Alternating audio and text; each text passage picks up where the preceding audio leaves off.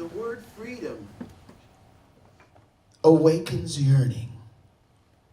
There's a saying, free as a bird, but this bird probably isn't any freer than we are. It's just able to fly, which for a bird is quite normal.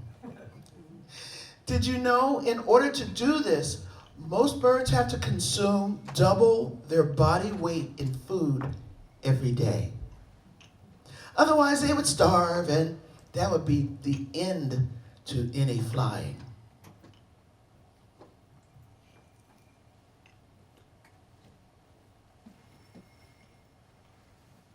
David doesn't know whether birds can also think like people, so self-aware. We assume they aren't capable of forming a will of their own. For us, they simply follow their drives and satisfy their needs. There's the rumor that our will can be free, that our will is also capable of overriding our needs, and that we are able to reflect on it, to form it with our thoughts, and if necessary, to suppress it through our judgment so that we don't screw things up. But we still have needs and drives, just like the birds.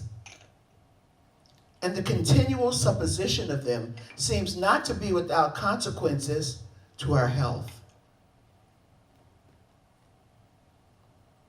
So in relation to our subject, freedom plays with us on two different levels.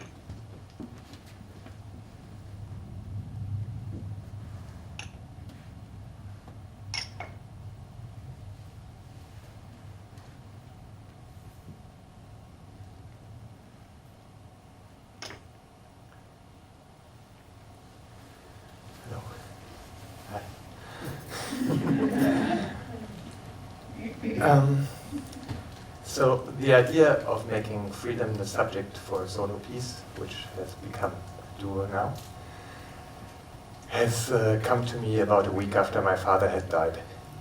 The last 4 years of his life he spent in a coma, and his death came to me like a liberating relief. I remember the moment that I was standing in my kitchen at the open window, smoking, and I looked into the nocturnal backyard and made the decision to make this piece. And this has been in 2013. Since then a lot of things happened. We had COVID, we have the war in Ukraine started, so subject freedom has become much more shared between all of us now. And therefore I'm even more happy to share the stage with an expert. Because in our first video conference call, Michelle spoke about songs of hope and love. And for me, you need an inner freedom that's strong enough to hold hope and love in your heart. And I'm blessed to share the stage with you, Michelle. Thank you.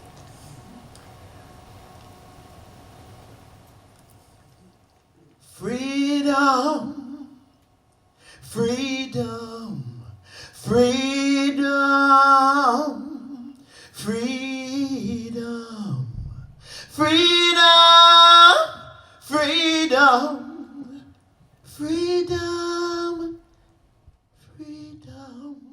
Sometimes I feel like a motherless child. Sometimes I feel like a motherless child. Sometimes I feel like a motherless child. A long, long way from my home. Freedom, freedom, freedom, freedom, freedom, freedom, freedom, freedom.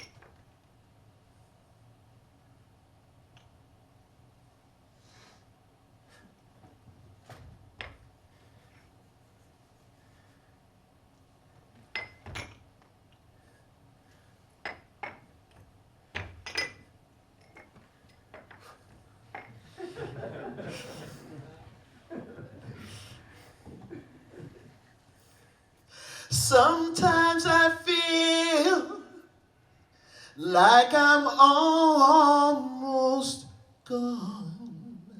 Sometimes I feel like I'm almost gone.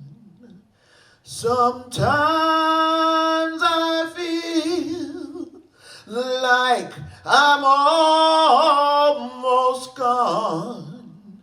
A long, long way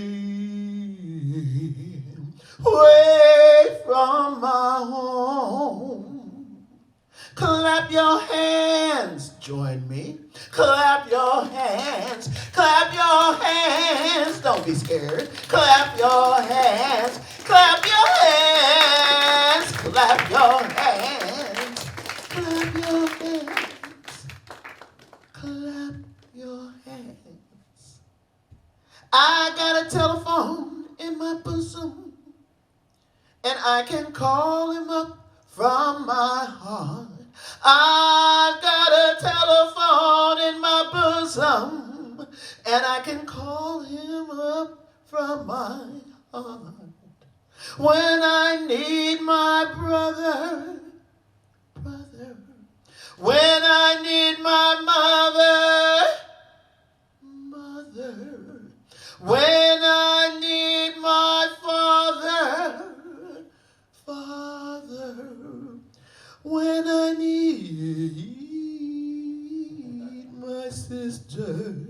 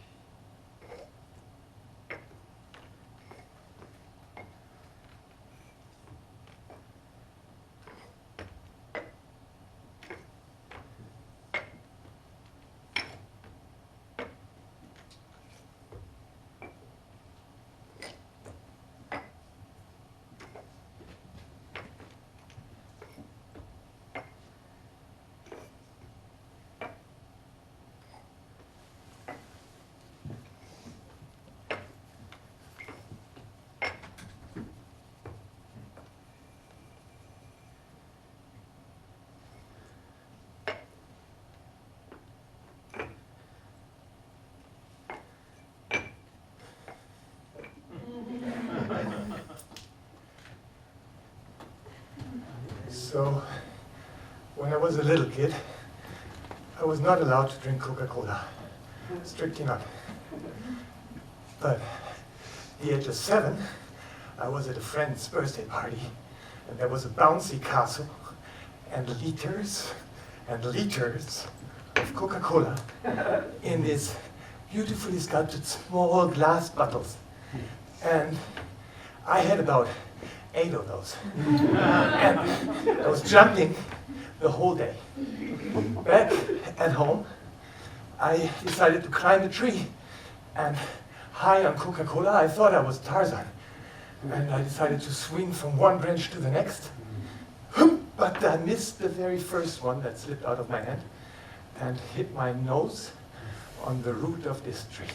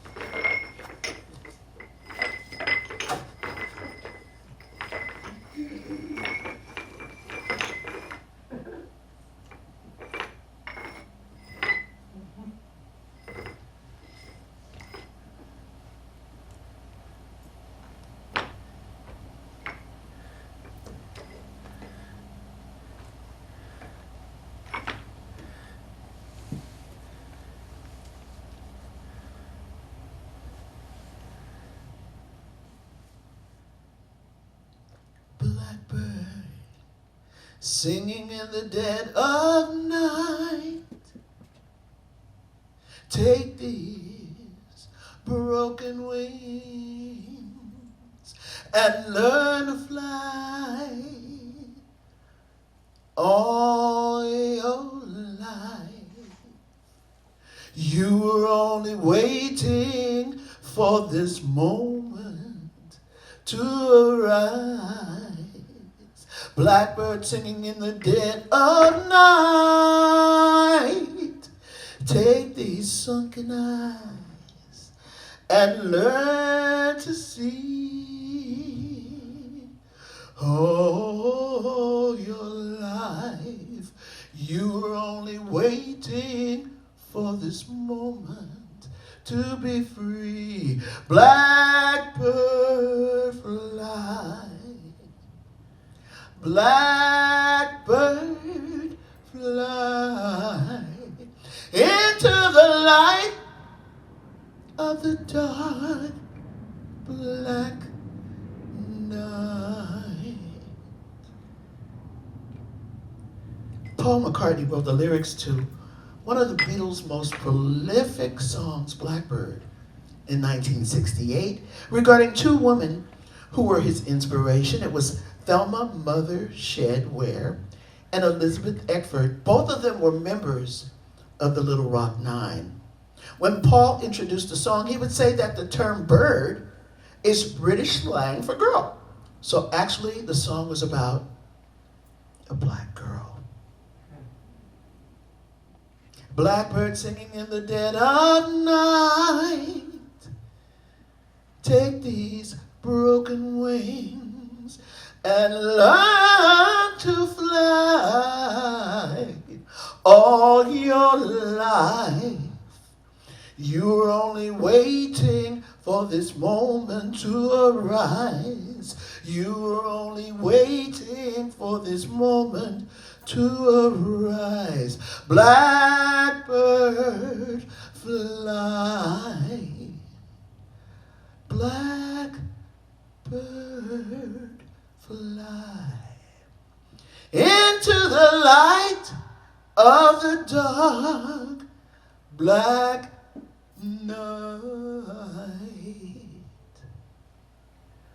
Paul cared passionately about the civil rights movement and was quoted as saying, "To keep trying, to keep your faith, there is hope." I'm going to repeat that.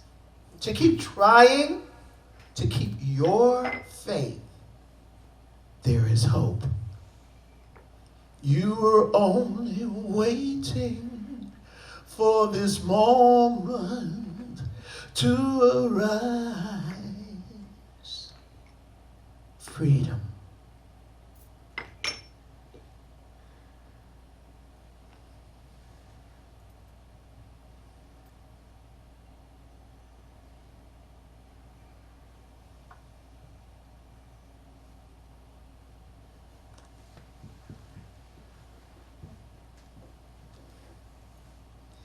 A judge wouldn't send a bird to prison because it has stolen something. Many of us feel sorry for the bird in a cage because we assume it didn't fly there voluntarily. For us, there is a serious difference between being in a cage and being in prison. Birds are put in a cage so they can't run or fly away. You are put in prison because it is assumed that you have committed a crime.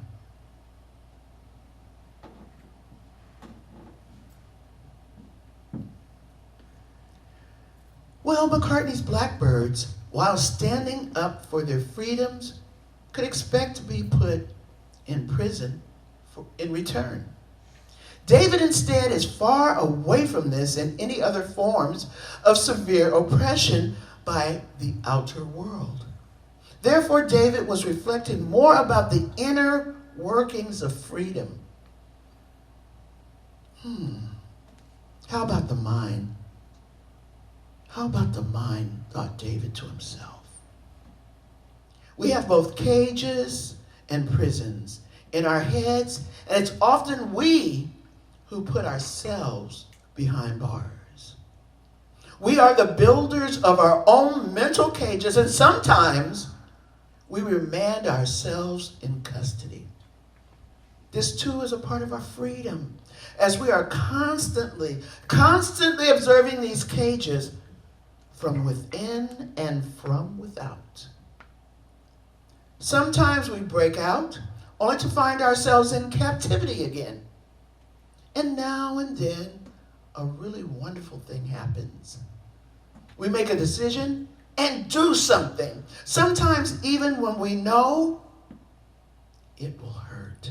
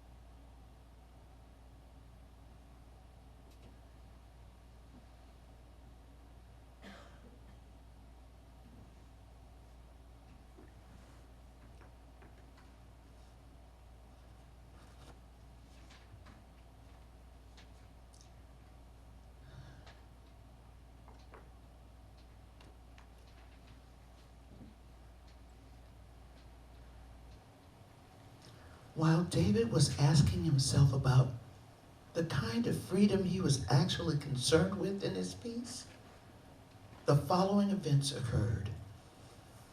Germany was given a new federal president who had freedom written all over his face, and who then started to tell us about the responsibility of our country to the world. Sure, freedom and responsibility, yeah, they go together.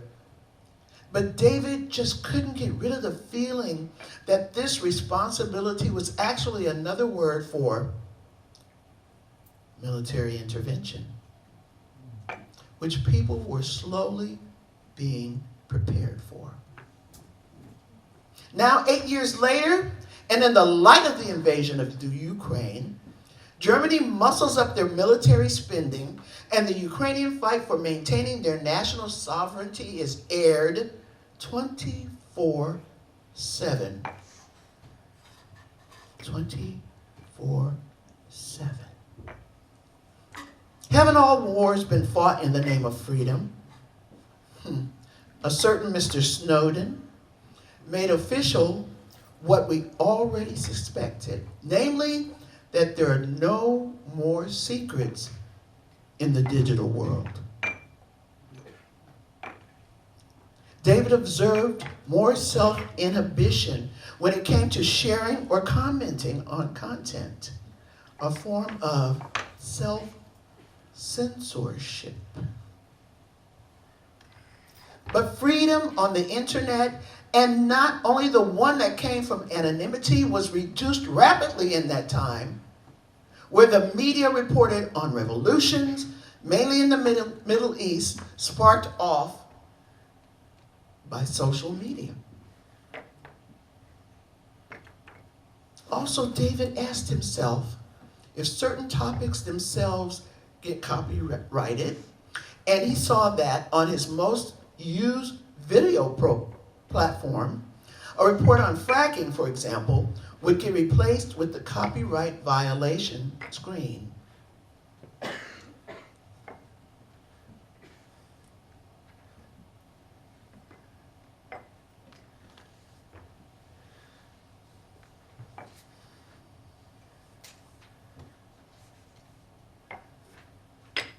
In the aftermath of the financial crisis of 2008, it also became common knowledge that our economic system can be driven into the ground by a few so-called relevant smart alecks. Whenever their gambling threatens their personal assets, and then it is the poor, I said the poor, again, that foot the bill. Today we have old Elon wanting to buy Twitter, or not, while having his private space race with Bookshop Jeff, who just got twice as rich as the normal shops were all closing down during lockdown. Oh, Donald. Donald has finally shown us what his idea of democracy looks like. And Vladimir wants to prove to the world that a change in the global hegemony makes sense even if there may be no world to homogenize after the nuclear Armageddon. And let's not even get started on climate change.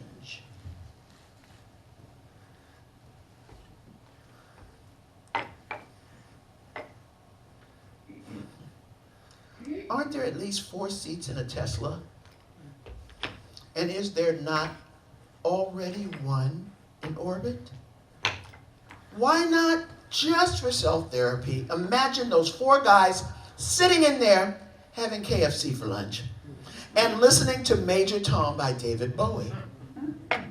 You can, of course, replace them, you don't have to use them as an example, with any other passenger you want.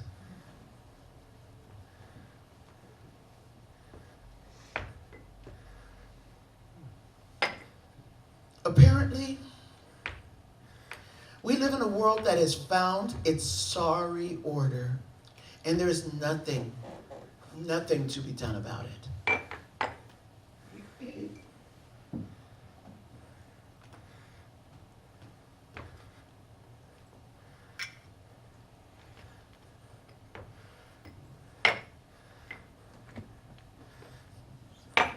Picture this, David. In CERN, they want to find yet another particle. And after a few modifications, a couple of those particles collide at such speed and with such a loud bang that the Earth is turned inside out like a pair of socks.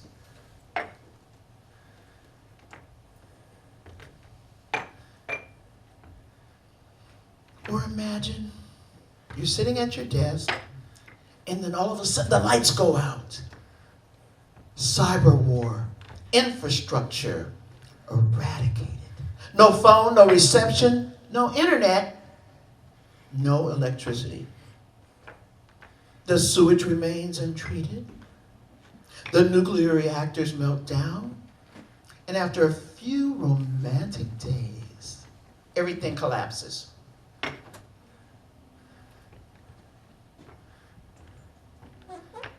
Perhaps a comet just flattens us, or the oceans die and the Earth turns into a big ball of gas that at some point just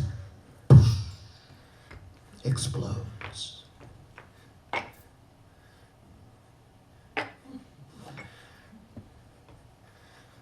Or a scientist hasn't slept well and drops the wrong test tube, and a new supervirus wipes us out. Then there won't be any pragmatists or conspiracy theorists anymore, and the world will finally have some peace and quiet.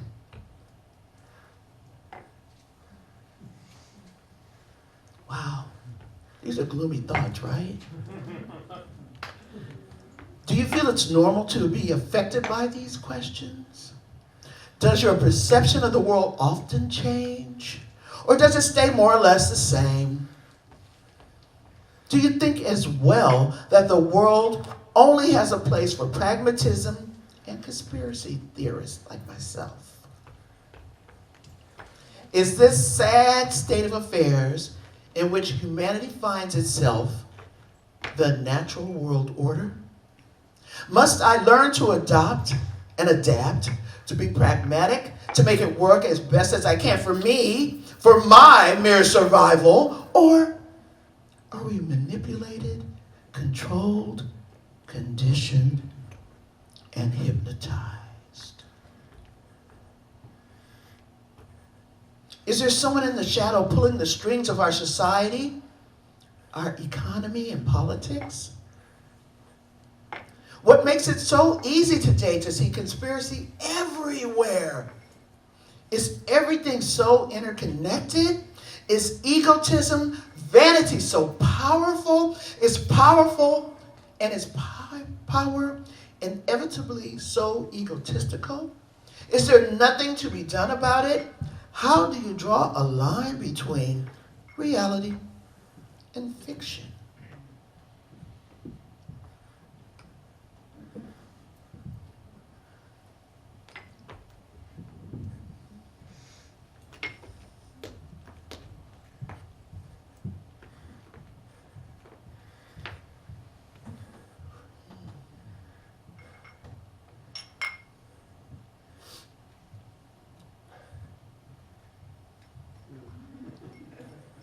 Many religions have a day of judgment, and the entertainment industry has specialized on rehearsing the end of the world scenarios.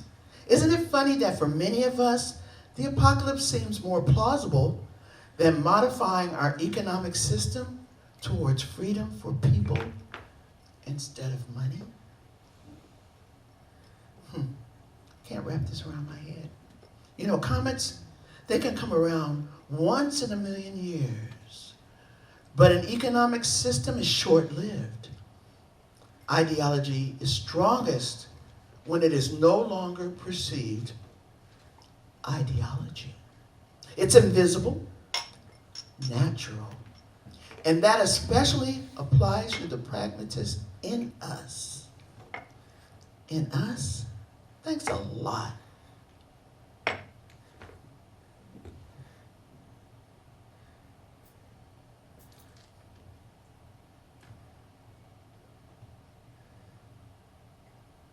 He's 5'2" and he's 6'4". He fights with bullets and with spears. He's all of 31, but he's only 17. He's been a soldier for 1,000 years. He's a Catholic, a Hindu, an atheist, a Jain, a Buddhist, a Baptist, and a Jew. He knows he shouldn't kill, but he knows he always will. Kill you for me, my friend, and me for you. He's fighting for democracy. He's fighting for the Reds. He says it's for the peace of all. He is the one who must decide who's to live and who's to die. And he doesn't see the writing on the wall. He's a universal soldier, and he really is to blame. His orders come from far away. They come from here, but you like me. And brother, can't you see? This is not the way you should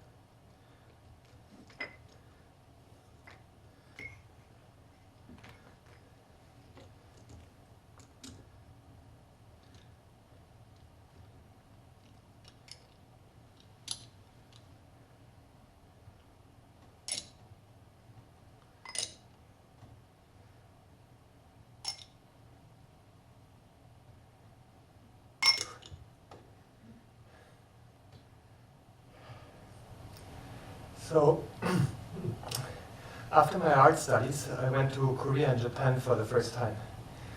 And I discovered a kind of freedom that I have had already forgotten as an art student, a juggler, or an activist.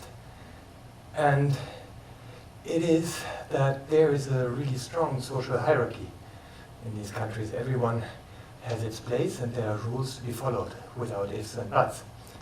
And to me in the beginning that seemed to be quite cruel. But after a little time, I realized that through accepting one's position at any moment, you discover a different kind of freedom. It's a more spatial thing. It's a freedom to be discovered, and sometimes to be given, that feels more like an act of balancing. You can choose how much is enough and who to stick with and who to avoid. And it feels like this in a way.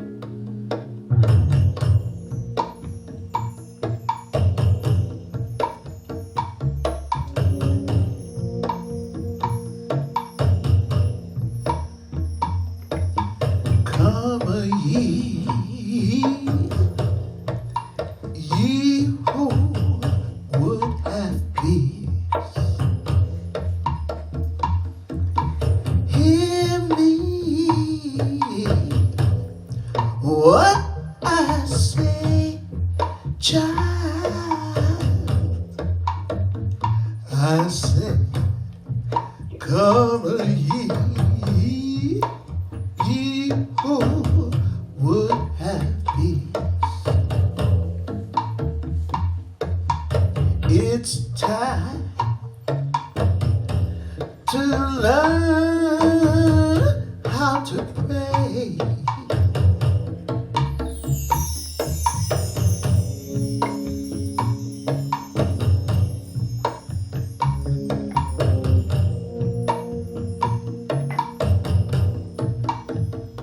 I said, come ye who have no fear of what tomorrow brings, child. Start praying for a better world.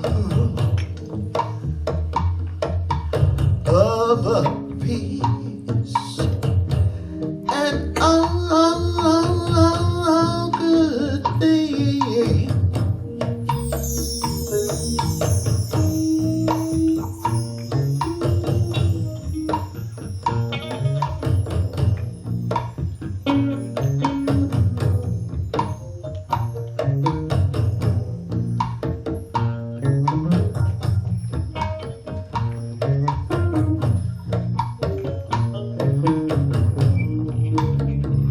I said, come ye, ye who still have hope, that we can still survive. Now, let's work together as we should, and a fight to stay alive. I said, come ye, ye who would have love. It's time to take a stand right here, right now. Don't mind abuse, it must be paid for the love of your fellow man. I say, come ye. I say, come ye, ye who have hope, ye who have love, ye who have peace,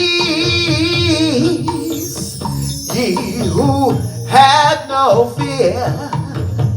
It's time to take a stand, yeah. Come, come ye. Oh, yeah. Oh, come ye. You better come ye. Oh, come ye. It's time to serve for a better world. Oh, come ye. Come ye. Better world. Oh, come ye. It's time to take a stand. Oh, come ye. You better come ye. Oh.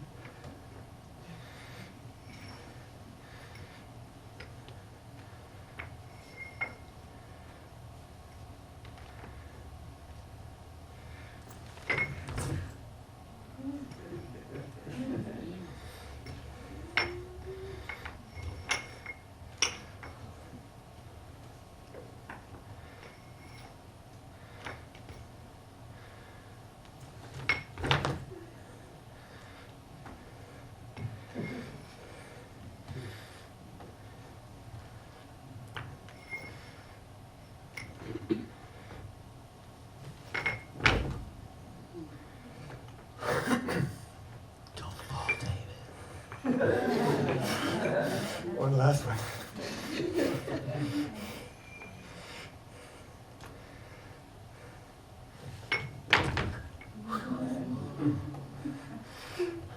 Don't fall. I like the way the knees point.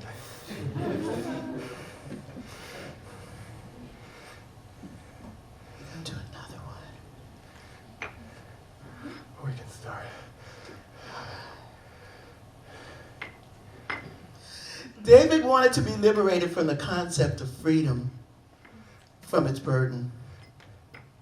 From the burden of misuse through youthful caprice or greedy calculation. David, when thinking too much about free will, moved further and further away from his feelings, his intuition. Sometimes he even forgets that it is his will that's supposed to be free and not himself. This distinction had nothing to do with the wild and exciting freedom of jumping on a bouncy castle as high as he could get off of Coca-Cola. And that's what David remembers from his childhood.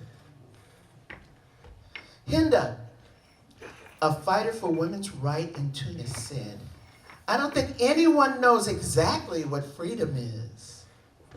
Everyone struggles, and we think we find it, and then we realize we still have a really far and long journey. We claim it's hard, and when we have it, we spit on it. To decide freely, we need the fantasy to imagine all consequences. Also, we need to be aware of our options and alternatives so that we can choose. Everyone has their own ideas about freedom. Good old COVID-19 brought this to us clearly into our public discourse. Our way of thinking is so varied. No one is able to imagine all of the available options.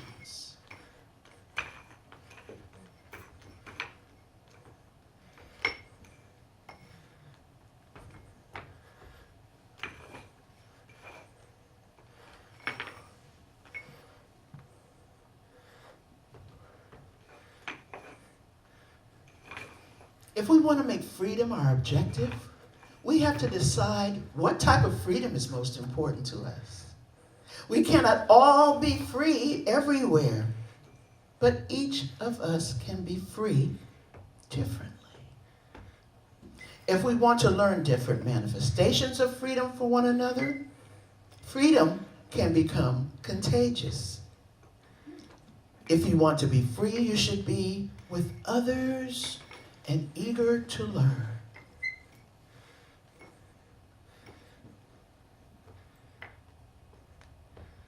But this isn't enough. Because freedom isn't just an intellectual matter. If we want freedom, we have to allow ourselves to touch one another. We have to create free spaces within ourselves that make us feel what is happening to us.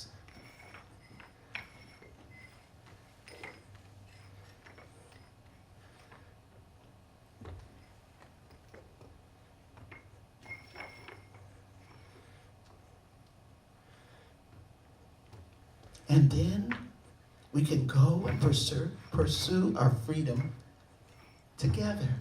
Not the freedom that you can earn or buy. Not the freedom you want to go to war for. Not the arrogance to say, because I can, or the defiance to say, because I want to. Not the freedom that limits the freedom of others, and certainly not that of a money-making conglomerate. We are lucky, we humans. We're so lucky that we do not have to eat twice our body weight, lucky me, in order to pursue our freedom.